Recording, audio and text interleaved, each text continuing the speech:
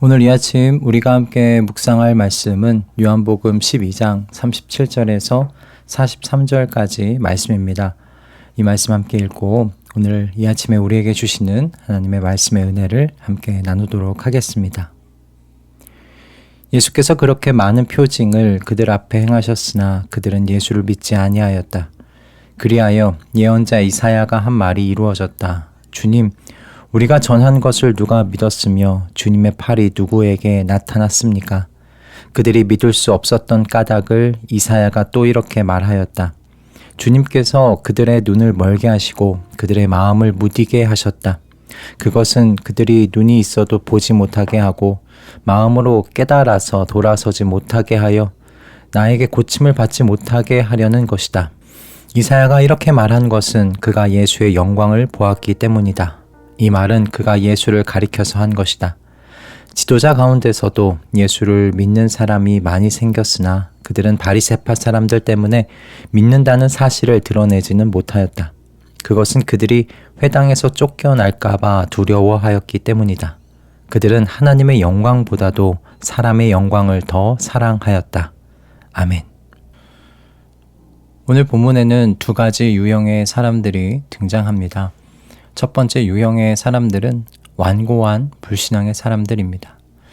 이 사람들은 예수님께서 수많은 표징을 그들 앞에서 행하셨음에도 불구하고 예수님을 하나님의 아들로 믿지 않은 사람들이지요. 그래서 이런 사람들에 대하여 사도 요한은 선지자 이사야의 말씀이 이루어진 사람들이라고 말합니다. 이사야 선지자의 말씀은 한마디로 하나님의 신적 진노가 임한 사람들이라는 이야기입니다. 로마서 1장을 보시면 하나님을 인정하기를 싫어하는 사람들에게 하나님은 그들을 타락한 마음자리에 내버려 두셨다라는 말씀이 나옵니다. 그래서 하나님의 공정한 법도를 알면서도 그것을 스스로 어길 뿐만 아니라 자기들과 같은 일을 하는 사람들도 두둔한다고 되어 있지요. 바울 사도는 이 사람들이 이렇게 된 것이 하나님의 진노가 그들의 머리 위에 임한 것이라고 말합니다.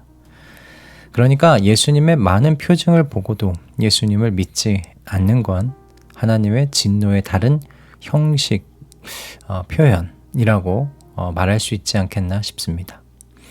그런데 사도 요한이 말하는 사람은 이런 완고한 불신앙을 가진 사람들만 있는 것이 아니었지요. 두 번째 유형의 사람들이 있었습니다.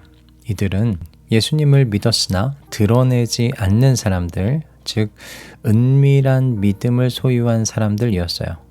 42절의 말씀을 보면 지도자들 가운데서도 예수님을 믿는 사람들이 많이 생겨났다고 사도 요한은 이야기합니다. 그런데 이 사람들이 예수님에 대한 자신의 믿음을 드러내지 않고 침묵으로 일관했다는 말씀입니다. 그 이유에 대하여 사도 요한이 말하는 것은 회당에서 쫓겨날까봐 두려웠기 때문이라는 거예요. 유대인 지도자가 회당에서 쫓겨난다는 건 많은 것을 잃게 된다는 것을 의미합니다. 유대인 공동체에서 출교된다는 의미도 있지만 이것은 또한 지도자로서 그동안 누려왔던 명예와 권세를 잃게 된다는 것을 의미하기도 합니다. 한마디로 예수님을 하나님의 아들로 믿으면 대한민국 국적을 잃으며 국회의원 배지도 내려놔야 하는 상황이었던 것이죠. 국회의원으로서 그동안 누려왔던 그 명예와 많은 권리와 권세를 믿음을 드러내는 순간 잃게 되는 상황이었던 겁니다. 사도 요한은 이 유형의 사람들에 대하여 그래서 이렇게 평가를 합니다. 그들은 하나님의 영광보다 사람의 영광을 더 사랑하였다라고 말입니다. 우리는 이 평가를 유심히 좀 살펴봐야 됩니다. 여러분, 이들은요, 하나님의 영광을 사랑했습니다. 예수님을 하나님의 아들로 믿었으니 예수님께서 가르치셨던 하나님의 나라와 그 영광에 대한 가르침 또한 믿었을 거예요. 그러니 그들의 마음에 하나님의 영광을 사랑하는 마음이 분명히 있었습니다. 그런데 문제는 무엇이었는가? 사람의 영광을 더 사랑했다는 말씀입니다. 그러니까 국회의원 배지 유지하는 것을 더 원했다는 거예요. 그것을 더 사랑했다는 거예요. 그러니까 이렇게 더 사랑하였다라는 이 표현은 하나님의 영광보다 이런 사람의 영광이 더 크게 보였다라는 의미입니다. 저는 이 두 번째 유형의 사람들을 우리가 손가락질할 수 없다고 생각해요. 사도 요한이 이 사람들을 비난하고 있다고도 생각하지 않습니다. 오히려 사람의 연약함과 한계를 보여주는 말씀이라고 생각해요. 이때는 하나님의 성령께서도 아직 완전하게 임하지 않은 시기였어요. 그리고 무엇보다 교회가 세워지기 전의 일이었습니다. 예수님을 믿는다고 했을 때 이들에게는 공동체가 없었습니다. 자신들 안에 생겨난 이 믿음을 그들 홀로 스스로 지켜야 하는 상황이었어요. 그렇게 각계 전투로 임하는 상황 속에서 이제 막 갓난 아기의 믿음을 가진 이들에게 사람의 영광이 하나님의 영광보다 크게 보일 수 있는 건 당연한 것 아니겠습니까? 문제는 이 말씀을 읽고 있었을 1차 독자였던 요한 공동체의 사람들과 그리고 오늘날의 우리들이 아니겠나 싶어요. 우리는 어떻게 사람의 영광보다 하나님의 영광을 더 사랑할까라는 이 질문을 우리 자신들에게 물어봐야 한다라고 생각합니다. 이 시대를 살아가는 우리도 유대인 지도자들만큼은 아니었을지 모르겠지만 그리스도를 믿는 믿음을 드러냈을 때 차별과 배제라는 불이익을 경험할 수도 있기 때문에 그렇습니다. 그래서 어떤 사람들은 일터나 어떤 모임 안에서 자신들이 그리스도인임을 조용히 숨기는 것을 택할 때가 있다는 것 우리가 잘 알고 있지 않습니까?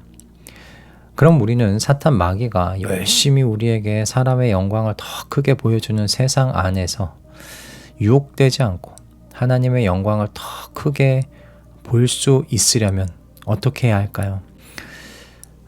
저는 여러분들에게 성령의 감동과 감화 속에서 지속적으로 거하여 있도록 애쓰시라고 말씀드리고 싶습니다. 어제 나눈 것과 같이 우리를 구속하신 하나님의 크신 일을 묵상하는 시간 구별을 갖는 것도 성령의 감동과 감화 속에 지속해서 거하는 매우 중요한 일입니다. 그런데 이와 함께 하나님의 모든 말씀에 붙들려 그 안에서 하나님의 마음을 느끼시기 위하여 애쓰는 일 또한 매우 중요합니다.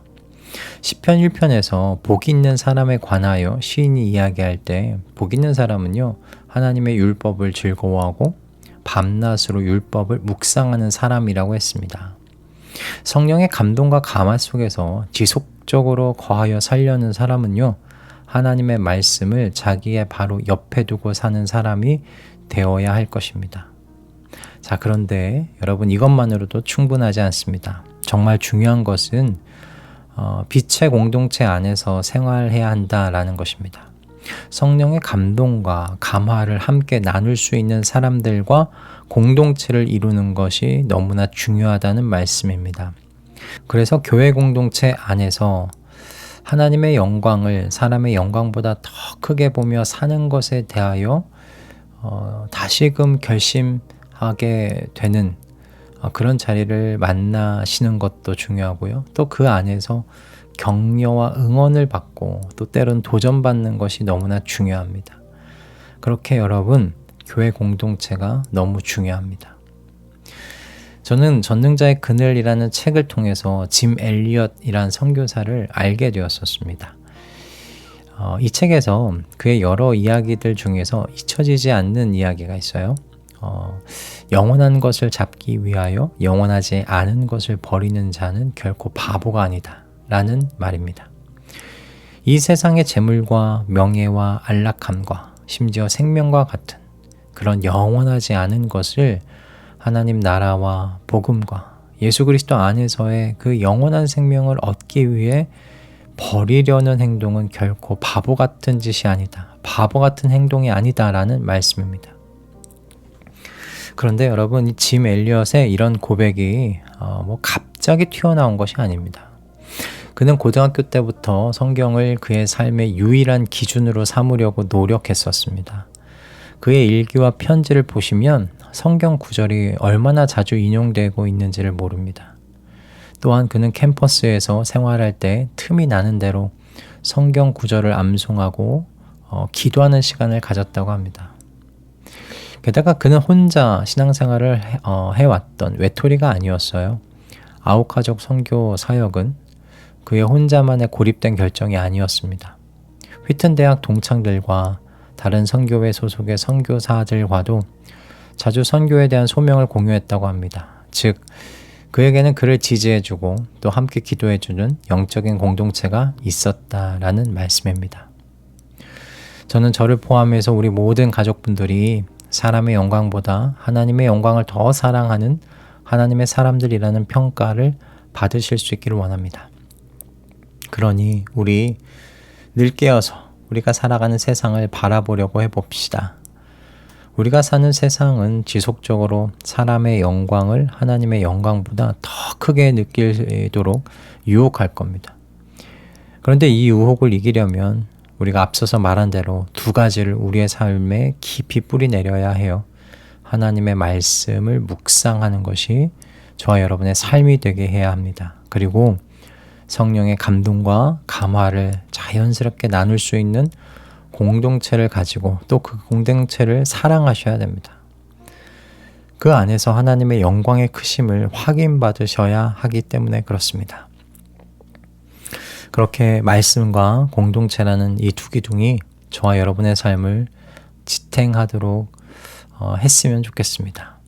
우리 하나님께 이와 같은 우리의 결심을 기도로 올려드리는 아침이 되었으면 좋겠고, 우리의 기도에 하나님께서 응답하시는 것을 경험하는 우리의 삶이 되었으면 좋겠습니다. 할렐루야.